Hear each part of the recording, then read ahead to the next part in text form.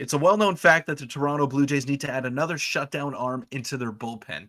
Alex Reyes used to be one of the top arms in the game, but has dealt with a lot of injuries in his career. Should the Jays take the flyer on him or go for a more reliable piece? We'll break that down. And Toronto's also been disrespected yet again by mainstream media, so we'll have that and much more in this episode of Jays Digest.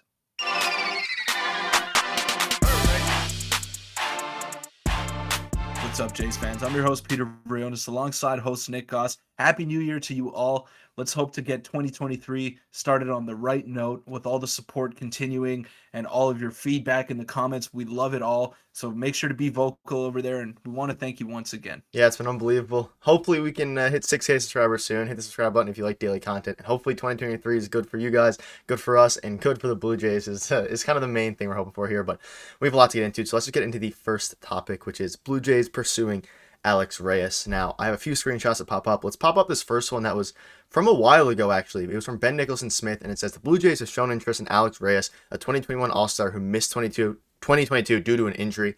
And then obviously, check how many players doesn't mean it's going to happen. But then recently we had a couple articles. I'll show you one more before we get into your opinion, Peter, saying the Blue Jays have a pretty set bullpen heading into 2023. However, if the right deal is there, taking a flyer on Alex Reyes could relieve the core much better. So what are your thoughts on Alex Reyes as a whole? And I also have a StatCast, which will pop up later. But articles are starting to come out saying that they should go for him. We had interest in him in the past. So what are your thoughts? Obviously, he missed all of 2022. I've always thought he was a really good pitcher. Obviously, he was a starter early on in his career with the St. Louis Cardinals. Then he transitioned to the bullpen. He's always thrown hard. He's got a lot of pitches, which is rare for a bullpen piece.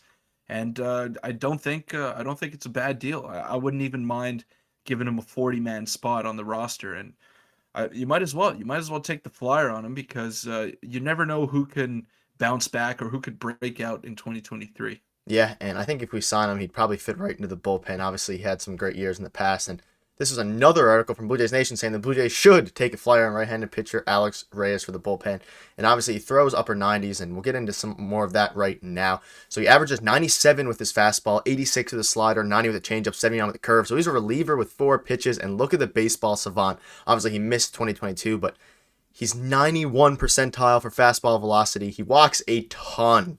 But, when he's in the zone, he is unbelievable. Unbelievable strikeout pitcher. Unbelievable velocity. Doesn't get hit hard. Walks are his main concern. That's the main thing. The main issue with him are walks. But everything else is there. The velocity, the not getting barreled up and all that. So, I don't know. I would love to take a flyer on him. And I think he could complement everyone else really well. And if he turns into his 2021 form, he'd be our 8th inning guy.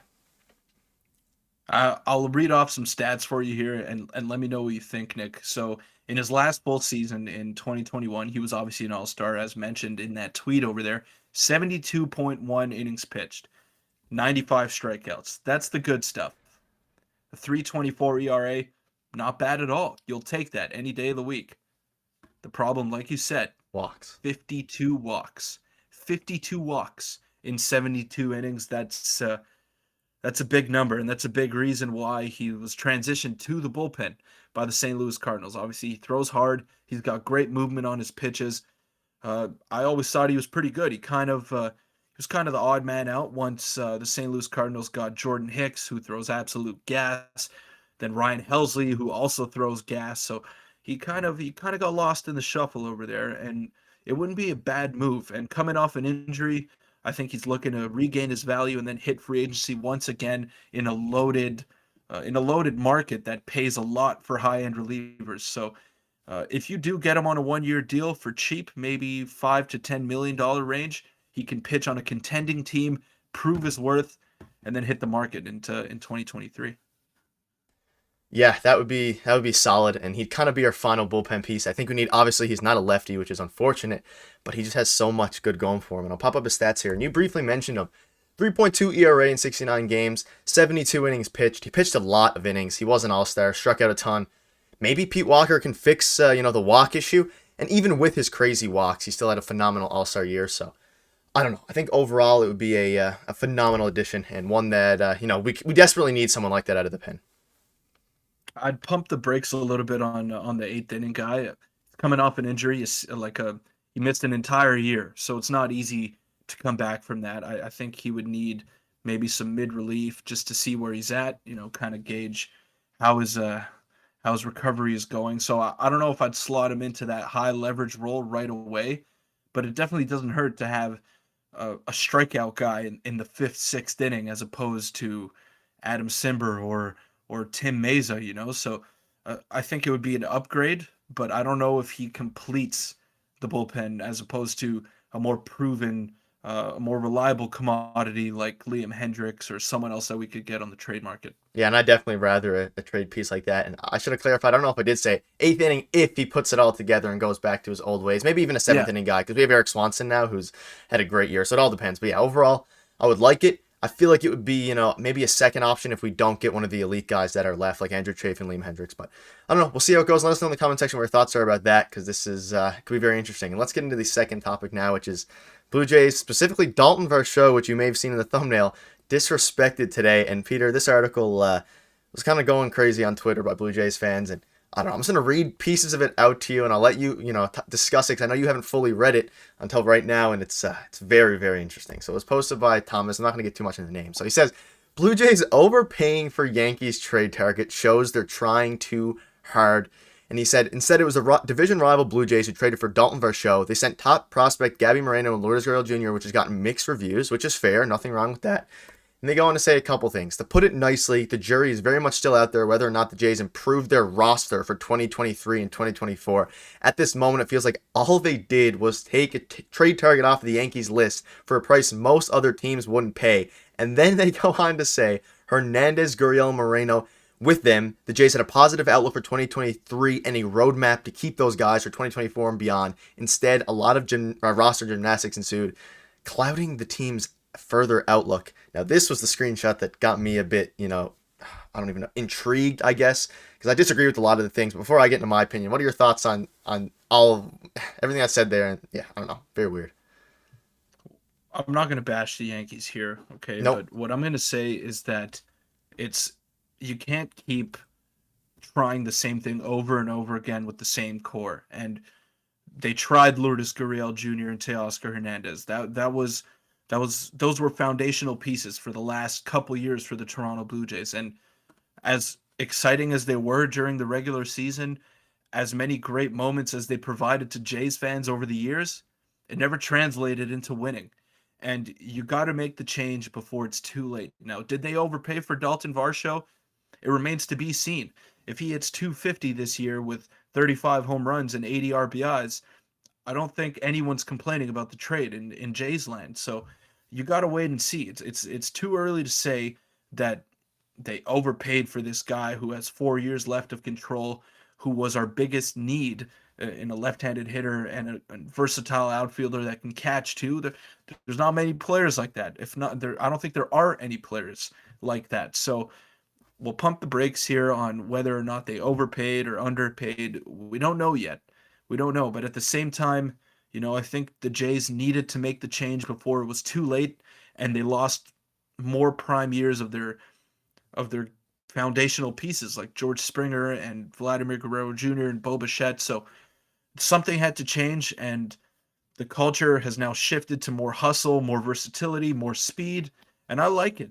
But we'll wait and see. Opening day is still a ways away, and that's when we'll know if it's for real or not. Yeah, and I agree with you. We don't know whether they overpaid or not. And on the surface, like some people think we do, some people think they don't.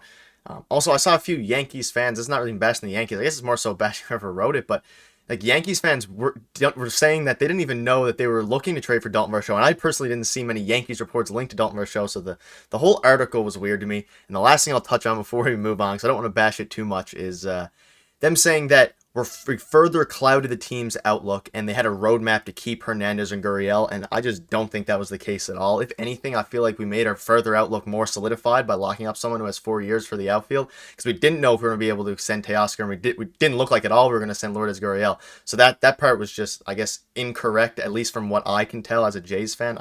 That part was weird. The part about overpaying, Yeah. sure, you can make that argument all you want, but the rest was just odd. I agree. I agree with everything you just said. I think the Jays solidified their future, if anything, and now there's no what was clouding the team was those impending free agents in the Yeah. outfield that don't hustle around the bases and that have defensive lapses in the outfield. That's what was clouding your team. not a guy who will run through a wall for your manager and do everything he can to win.